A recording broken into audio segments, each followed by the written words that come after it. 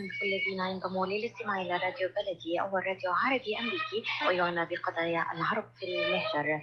برامجنا في راديو بلدي كل يوم جمعة من 8 وحتى 9 صباحا في بث حي ومباشر عبر WNZK راديو 690 AM. صباح الخير بلدي، صباح الخير لكل مستمعينا. Welcome to Radio Baladi, the first Arab, Middle Eastern, and American simulcast radio show. Radio Baladi is broadcast every Friday morning on WNZK 690 AM from 8 until 9 Eastern Time on Good Morning Michigan. Our call-in number 248-557-3300. And now, stay tuned for the best radio talk show on Arab and American issues.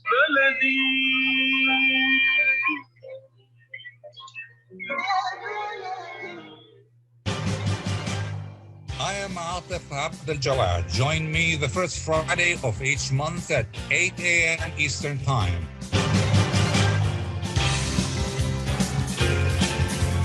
I will be discussing some of the most important issues and events in the Middle East live on America's Voice of the Arabs.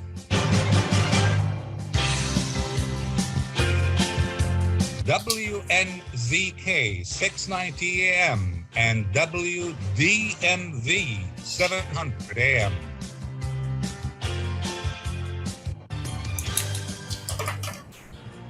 Hello, everybody. Good day to everybody. It is unavoidable to assume that President Biden is meeting with Middle East leaders this weekend to seek more oil.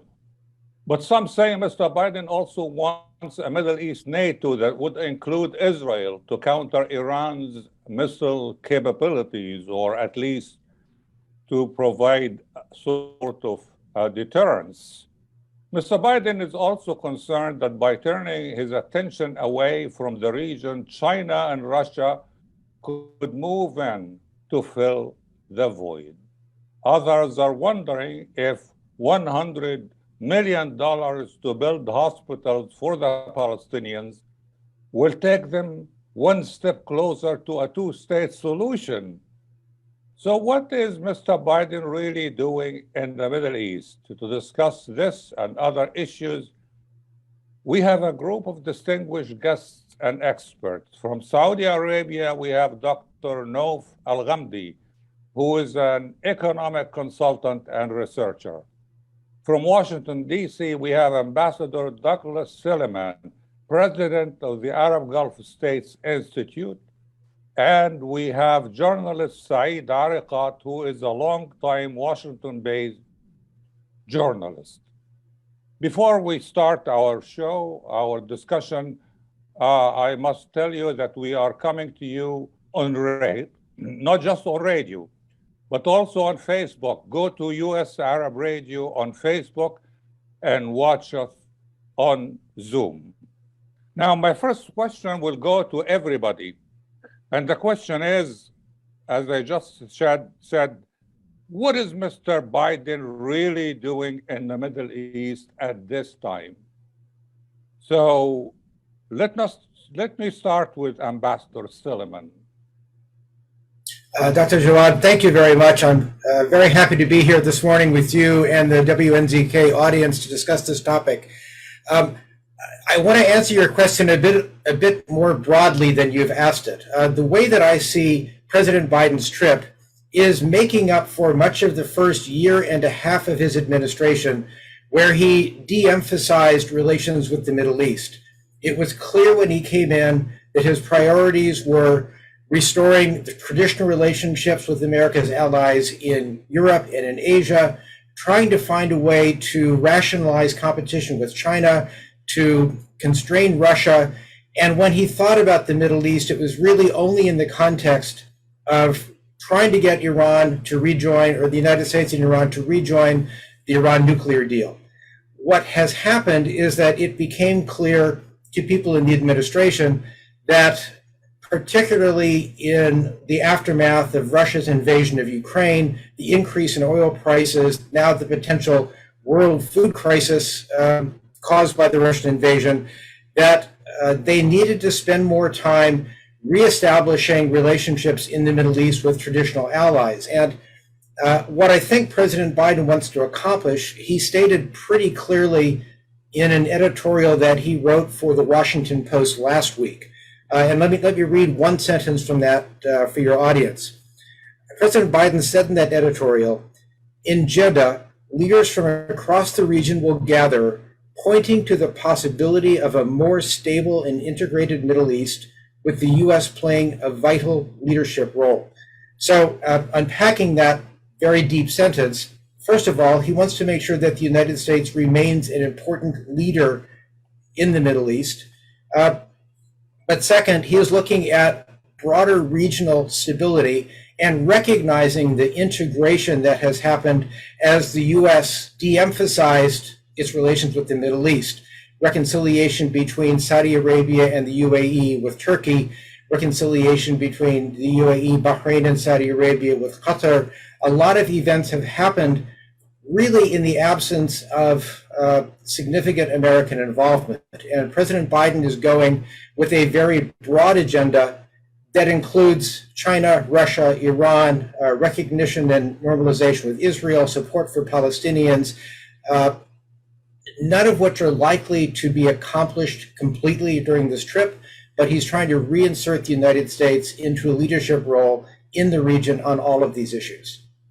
Okay, in a nutshell, we can also say that Mr. Biden is learning some good lessons and correcting some mistakes. Mr. Arikat, go ahead. The same question. What do you think Mr. Biden is doing in the Middle East right now? Well, to respond to your last statement, Atef, if Biden has not learned everything by now, I don't think he's going to learn much from this trip. So Biden has been around. He knows the region. He knows the leaders of the region, knows them practically since they began their political careers. So there is nothing new. I mean, I agree with your guest, the ambassador, about Biden coming into office and not placing any priority for the Middle East, at least as far as the Palestinian-Israeli conflict is concerned. So it was way down.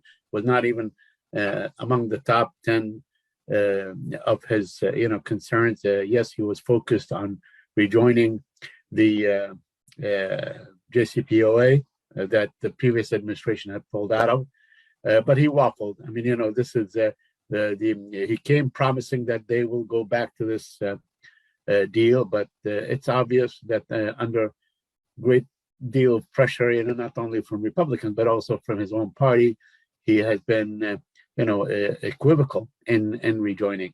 On the issue of the Palestinian-Israeli issue, really, he came promising to, let's say, to reopen the Jerusalem consulate in my hometown in East Jerusalem. He has not done that. He buckled under the pressure, under the pretext of that will, make the Israelis a bit nervous about rejoining the JCPOA. He's obviously, as far as human rights and so on, which he has committed himself to, he backtracked, on the killing, on the brutal killing of Khashoggi, that was, determined by all American intelligence services to have come from the top of Saudi Arabia. He has done absolutely nothing on the killing of Shirin Abu Akleh, a Palestinian American that was, assassinated in broad daylight. He's, did not reopen the PLO office in Washington that was closed by his predecessor. Yes, he restored some funds and to hospitals and so on. And he mentioned the two-state. He paid lip service to the two-state solution. So I think, to go back to the premise of your question, I think he's aiming to shore up a very precarious presidency. He's in a great deal of trouble. His numbers, 18% of all Americans, just the day before yesterday, a poll showed that only 18% of Americans want him to run for a second term. Only 35% of Democrats want him to run for a second term. The economy is tanking. The war in Ukraine has been, a debacle from the American as far as the American is concerned. And all this lofty talk really is proving to be not in tune with reality. It's not synchronized with what's going on in the ground. Dr. Nouf, glad that you are there. Well, the same question then. What do you think Mr. Biden is doing in the Middle East at this time? Okay, first of all, thank you, Dr. Atef, for having me in this panel with Ambassador Douglas and Mr. Said Arikat. President Joe Biden's visit to Saudi Arabia is likely mark new beginning for U.S. engagement with the region, which has waned of late. Biden's visit then is not about transaction, but about building on the well-developed relationship to address today pressing problems, including regional security being threatened by an increasingly hostile Iran, the war of Ukraine, energy security, food security, and threats of the post-COVID-19 global economic recovery. In my own, the flounder to the gradual collapse of Washington alliance with regional countries, all which have lost confidence in American politics and the credibility of U.S. Commitments. So this goal will not be achieved without tangible shift in the American position. Establishing a similar project in the Middle East may take a long time and extensive efforts now, like the Middle East NATO, I'm talking about it. So I hope that the two countries can lead the global transition and renewable while catapulting the Middle East into new global supply chain. Okay, Ambassador Silliman, the Gulf and other Arab states could have made normalization with Israel conditional upon the establishment of an independent Palestinian state. Why do you think they did not do that? I think that's a very good question, and I will give you my best answer, which is going to be unclear and inconsistent, because the Abraham Accords are essentially 4 separate bilateral agreements between Israel and the UAE, Bahrain, Morocco, and Sudan, essentially brokered by the Trump administration. For the agreement with the UAE, there was a bit of a condition on Israel, which was that Israel would, under the Netanyahu government, delay or promise not to annex areas of the West Bank that they had planned to annex under the Trump-Jared Kushner peace plan, which was put on hold. More deeply, however, there is a lot of complementarity between the societies and the economies of the UAE and Israel. And there were a lot of things that were happening behind the scenes in that relationship before the Abraham Accords were signed. And I think the Emiratis decided that in their own national best interest, they could get far more out of a relationship with Israel and with others in the region and with the United States by bringing this relationship into the light of day by signing a normalization agreement. So it is the relationship between Abu Dhabi and Jerusalem, Tel Aviv, that is the most enthusiastic and the one that has paid the most benefits for both sides. Bahrain has been more cautious. Bahrain's position, rhetorical position in support of Palestinians has been stronger, and there is a bit more domestic support in Bahrain for a stronger position against Israel. To some extent, Bahrain may be a test case for future efforts for normalization between Israel and Saudi Arabia. The Abraham Accords with Morocco were essentially purchased by the Trump administration by recognizing Moroccan sovereignty over Western Sahara. And I think that they were essentially purchased with Sudan by telling Sudan that the United States would not remove Sudan from the state sponsor of terrorist list or provide a promised $350 million worth of assistance unless they normalized with Israel. So I see far less potential in these two relationships than I do in the ones in the Gulf. With that as a prologue, the relationship that Israelis want to see with an Arab country is with Saudi Arabia. And this is where I think Saudi Arabia has a significantly larger amount of leverage than the other states did. And Saudi Arabia may be able to put more emphasis on Israeli-Palestinian peace talks, and has been trying over the course of the past few months to emphasize that they will not normalize with Israel unless the terms of King Abdullah's 2002 Arab peace plan, which is essentially full recognition of Israel in exchange for return to 1967 borders, that will have to be implemented before Saudi Arabia begins to normalize with Israel. I think that, frankly, the Abraham Accords concepts and the idea of King Abdullah's peace initiative are relatively compatible with one another. The end goal is largely the same, a negotiated agreement between Israel and Palestinians that leads to a two-state solution. The timeline is a bit different. The Abraham Accords have essentially given Israel normalization with a promise of smaller steps for Palestinians. The Arab peace plan from 2002 demands that solution before normalization. I think there's probably now a lot of discussion on how to bridge those two agreements and those two concepts.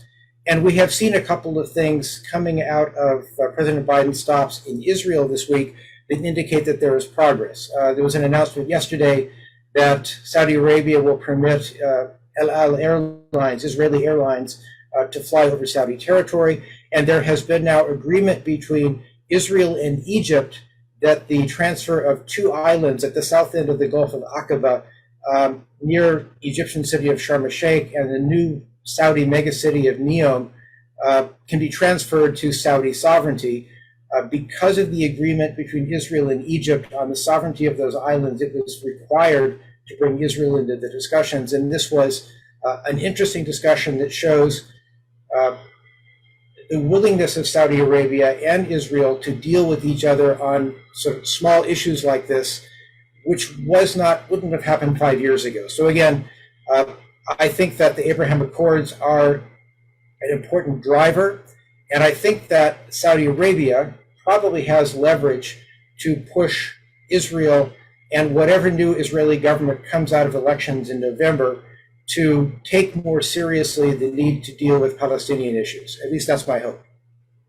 Mr. Arikat, I want to give you an opportunity to respond. And my specific question is, after we come back from a brief break, President Biden says the more integrated Israel is within the Middle East, the more likely we will see a Palestinian state. So do you agree? But when we come back from the break. Welcome back to our discussion on Radio Baladi, not just Radio Baladi. We are coming to you also on Facebook. So go to US Arab Radio, its page on Facebook, and you will watch us on Zoom, US Arab Radio. Mr. Arikat, President Biden says the more integrated Israel is in the Middle East, the more likely we will see a Palestinian state sometime, we don't know when. Do you agree with him? Well, I'd like to respond with the President's, one of the most favorite words that Mr. Biden has used in the past, which is malarkey. To respond to this notion is truly malarkey. It's the other way around, and that is a long-standing U.S. policy. It's a long-standing Arab policy, but obviously, there's been marked departure from that policy.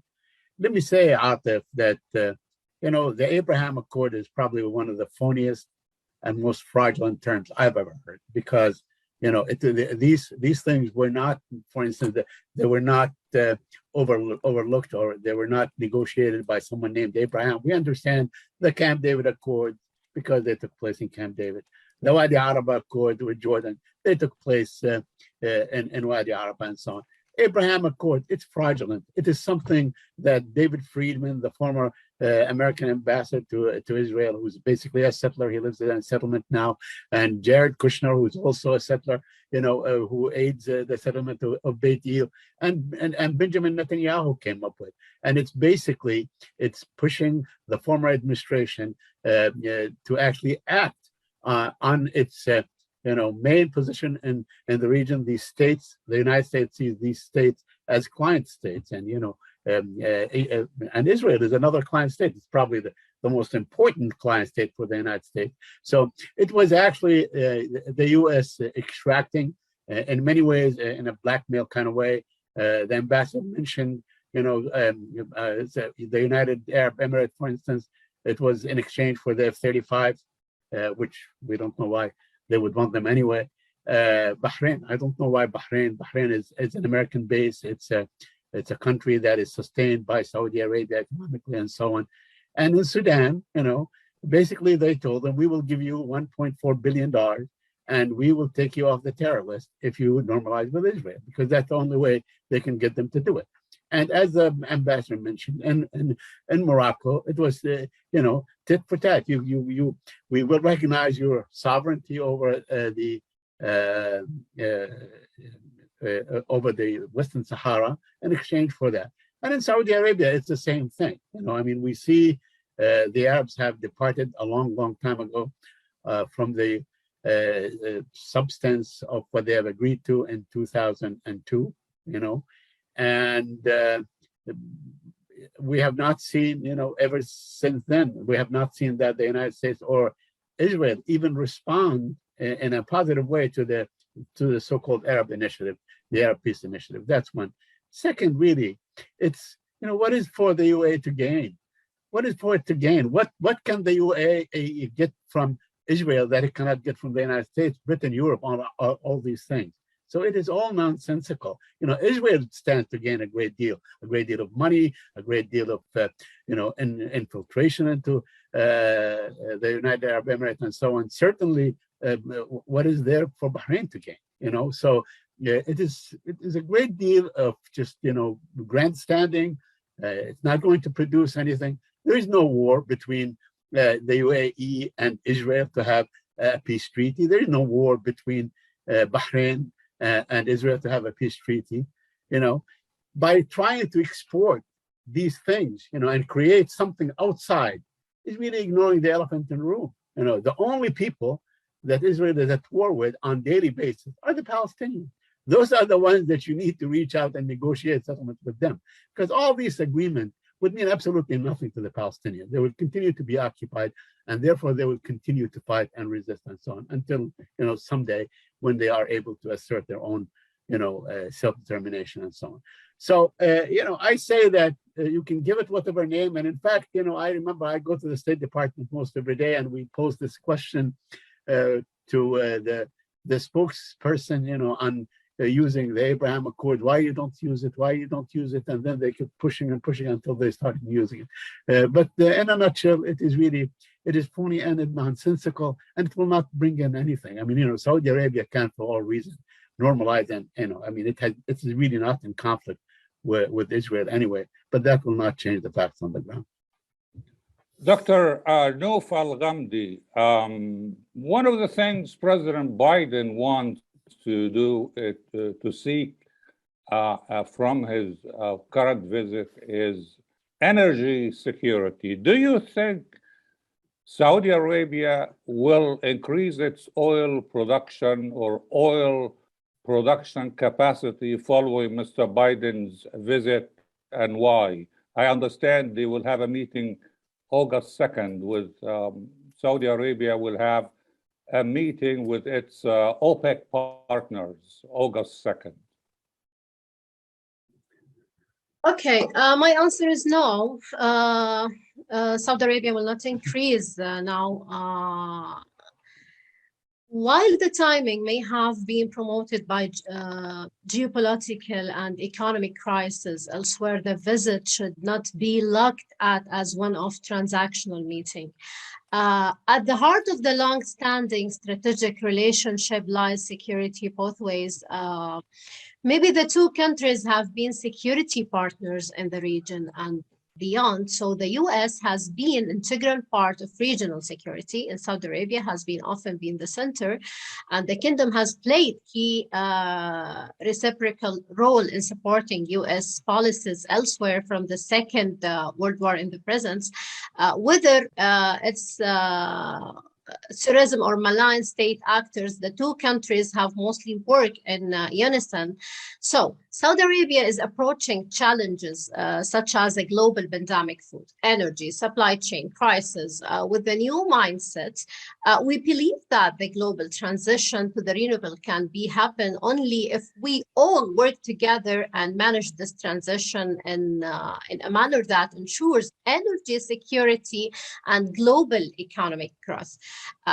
We have embraced the transition to green energy and are committed to the net zero emission by 2060, along with the goal of shift more than half of our energy industry to renewables by the end of the decade, while noting that these are commitments once deemed unimaginable for the World Central Bank of Oil. Once that security partnership is sorted out, other elements can be more easily addressed. Energy, economic cooperation, and education are the three other most important parts of Saudi-US partnership historically, and this could serve as pillars for closer cooperation post-summit.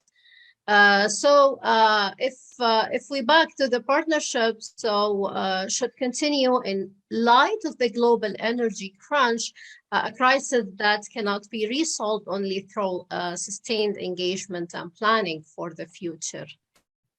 But Dr. Nouf, help me resolve this problem. Saudi Arabia right now produces near its production capacity. It produces about 11 million barrels a day, and the capacity, maximum capacity at this point in time is 12 million. So even if Saudi Arabia produces at capacity, that's 1 million barrels additional. Will that really change the situation in the oil market? My answer is no. So very good answer. It's very good answer. Yes, That's true. So That Mr. Biden really should be doing other things as well. He should provide Saudi Arabia maybe with technology to increase its production capacity. That's one. But number two, should also, the US can only export 15% of its own oil production. The US is the largest producer, not the largest exporter. But we will discuss that with Ambassador Silliman when we come back after a brief break. Welcome back to our discussion on Radio Baladi. We are also coming to you on Facebook. Go to US Arab Radio, the page of US Arab Radio on Facebook, and watch us on Zoom. Ambassador Silliman, help me resolve this. The US is seeking energy security when it has the key to energy security by producing more, opening more areas, at least temporarily, ignoring climate change for a second, right now, only for a second, and also changing the law that prevents US companies from exporting more than 50% of US oil. So why doesn't the US do it, take the initiative? Atef, I think that's a good question, and I actually agree with a lot of what Dr. Nouf said just now. in terms of the current energy crisis, it was sparked by Russia's invasion of Ukraine and American and European sanctions on Russian oil. But it's a very, very complex issue that will require not one, but a number of different countries to act to solve it and to stabilize the oil market. I read this past week a very good analysis of the current crisis by probably the premier oil market analyst in the world, Daniel Yergin. And he had a number of different things that he said. First of all, Atef, he said both Saudi Arabia and the UAE have some spare production capacity, but not as much as is assumed by many. So it would be good to have Saudi Arabia and the UAE increase production, but it would not have a significant impact on the crisis. Another cause of the crisis is the continued lack of Iranian oil on the market because of the sanctions imposed after the U.S. withdrew from the JCPOA. And in the absence of a return to that agreement, it is unlikely that the 3.5 or 4 million barrels a day of Iranian oil will come back on the market. That would be a big help to the oil markets. A further problem is that many OPEC countries, especially during the period of the pandemic, have actually lost production capacity. So there are a number of less significant OPEC producers who cannot meet their OPEC production targets, and therefore the oil on the market is less than OPEC had intended to stabilize the markets. And finally, he said that the United States and Canada do need to increase their own production, although he did not think that in the short term that production could be increased by much more than 800,000 or 1 million barrels per day. The upshot of all this is that there is an energy crisis that has involved lack of refining capacity, lack of investment in upstream and downstream technology, a focus on renewable energy, and it created a perfect storm that Russia's invasion of Ukraine has turned into an energy crisis. I think the reality is all of the things that I just mentioned would probably be necessary to stabilize the crisis. I'm certain that there will be a serious conversation in Jeddah, in the next couple of days about the oil crisis. But it's important that President Biden not simply say, we need Saudi Arabia to produce more oil so that Americans don't have to pay as much money at the gas pump. That's not going to be a convincing argument for Saudi Arabia. But for the past 70 years, Saudi Arabia has worked with the United States and Europe and other key consumers of energy to stabilize the market so that both the producers and the consumers can have relatively consistent prices and plan. It is in this context, I hope, that President Biden will raise the possibility of increased production of oil and frankly use Saudi Arabia's influence with other OPEC countries to get them to increase their production up to their capacity limits and open up the possibility that if Russia does not in the long term relent in its attempt to take over Ukraine, that Saudi Arabia will consider ways to move beyond their OPEC plus agreement with Russia. I don't think that will happen in the short term, but it's something that I'm certain that the president will mention to King Silliman and the Crown Prince while he is there. Okay, Dr. Ghamdi, let's move on to another subject. Israel says Iran will not stop developing nuclear weapons unless it is deterred by force. That's what Israel says. Mr. Biden says force is his last resort. So can you reconcile those two views?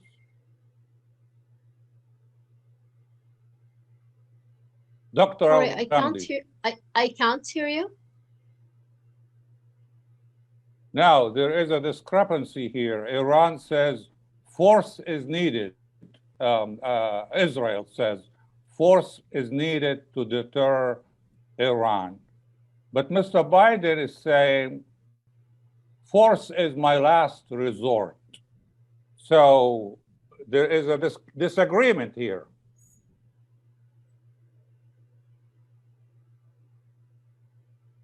Sorry, there is no voice here. I can't hear. Okay, Ambassador Silliman, did you hear the about me? question?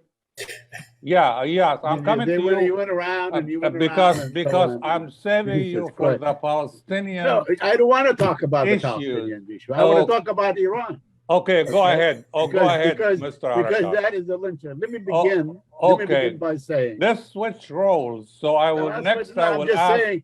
You know, I mean, it's. Okay, fair, you talk about Iran, because and Ambassador Silliman will talk about the Palestinians. Okay, I mean, because Iran today is this big issue that almost has overtaken every other issue as far as Israel and its whether it's struggle in the region or its contentions in the region and so on, or differences or the struggle between Arabs and Israel. Somehow the Iran issue has come to sort of be the largest of all issues. And I believe that first of all, Iran is not going to attack Israel with nuclear weapons and so on. Iran does not have nuclear weapons. Israel has nuclear weapons. Second, this deal that was negotiated in 2015, and I remember, because we followed this every step with it of this agreement. It was at the time,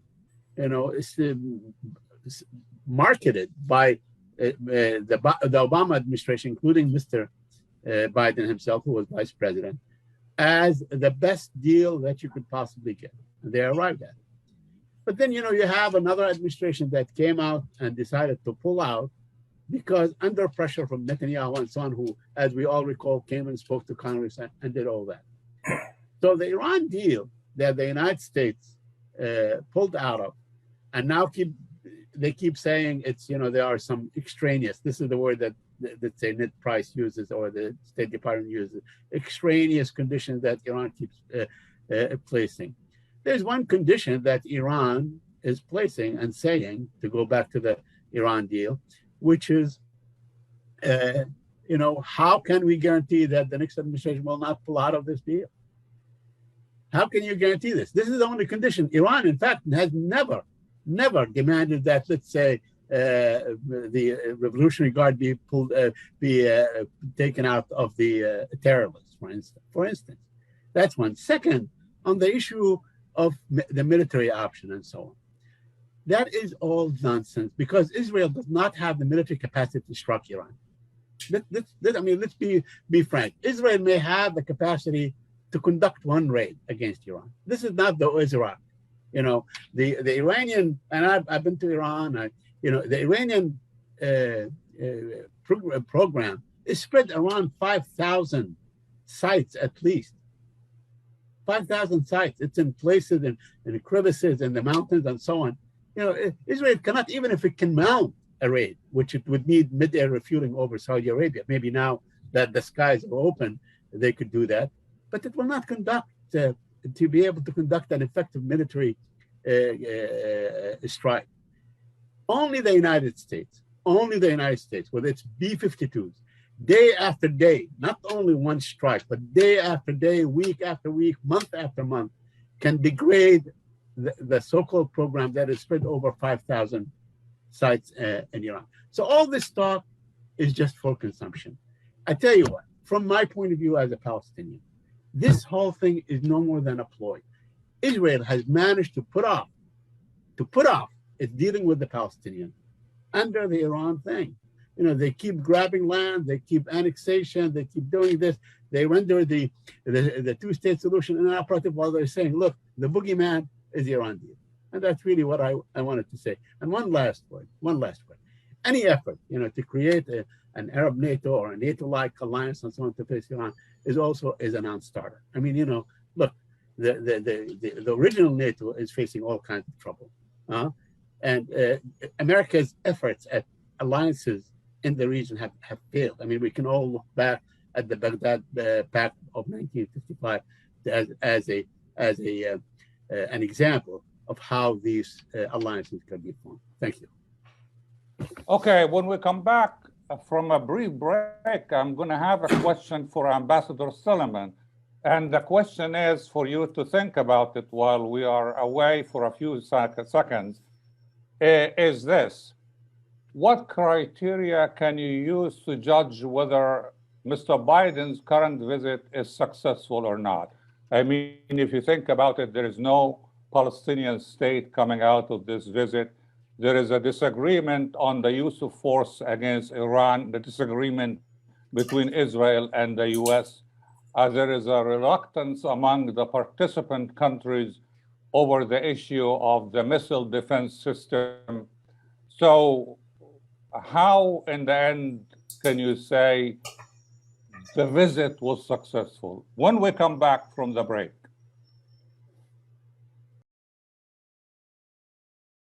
Welcome back to our discussion on Radio Baladi. We are talking about Mr. Biden's visit to the Middle East, and my question goes now to Ambassador Silliman.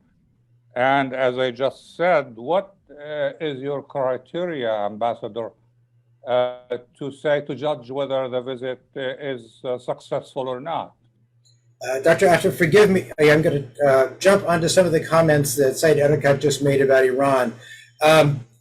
I think it's important to add, I've talked to a number of Israeli security officials who believe that the JCPOA was a good idea because it constrained Iran's nuclear program, but it did not go far enough.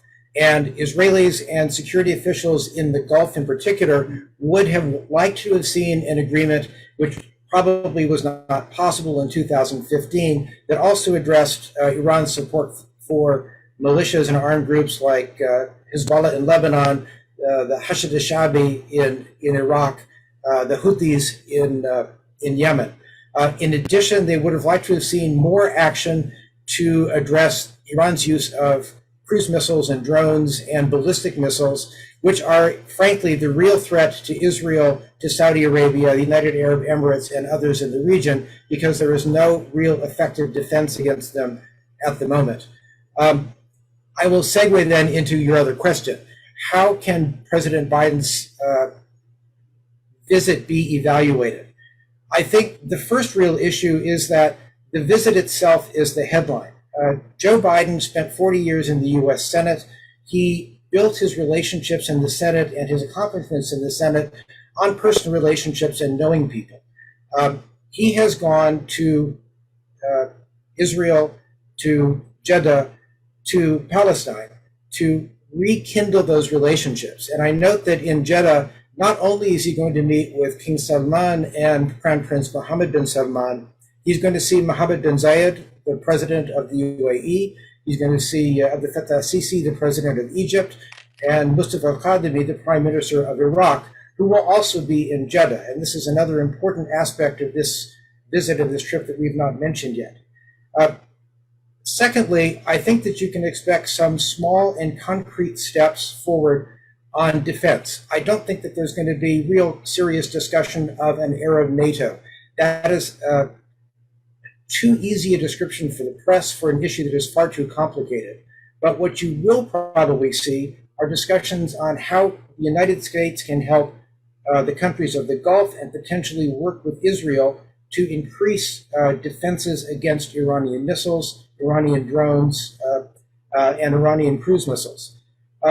Third, I think you will begin to see pathways for discussion of at least economic cooperation between Saudi Arabia and Israel along the lines of the transfer of sovereignty of the two islands at the south end of the Gulf of Aqaba and the use of Saudi airspace for Israeli airlines. And there's going to be a serious discussion about stabilizing oil markets globally, not just for the United States and Europe. I don't think that is going to be something that will come out, that the results will be quick, but I do imagine that reframing this question as the need to help the global economy, particularly the economies of the global south that have been hit by both higher energy and higher food crises and the results of the coronavirus pandemic simultaneously, those are powerful arguments for OPEC, for Saudi Arabia, and the Arab leadership of oil-producing countries. I would look to those four areas to judge the success of the visit.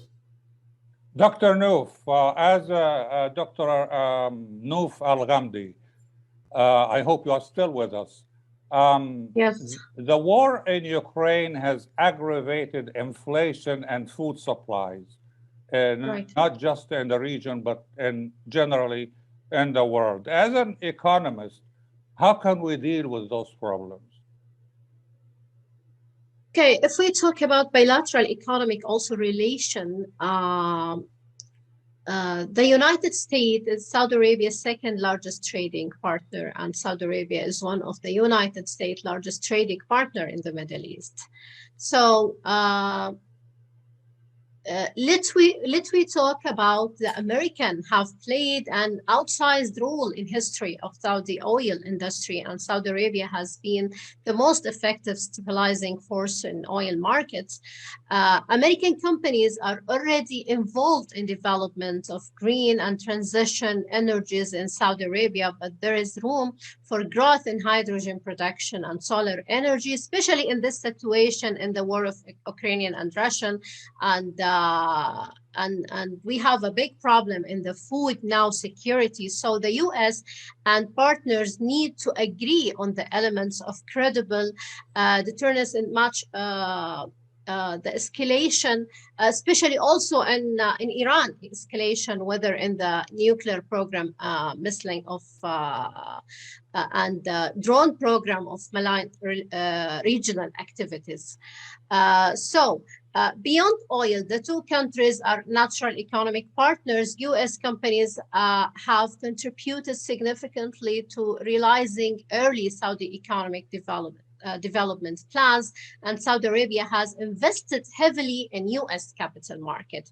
The current Saudi blueprint for Future Vision 2030 is centered on investment and creating sustainable development for kingdoms post-oil future. The U.S. is key player in promoting investment abroad and at home.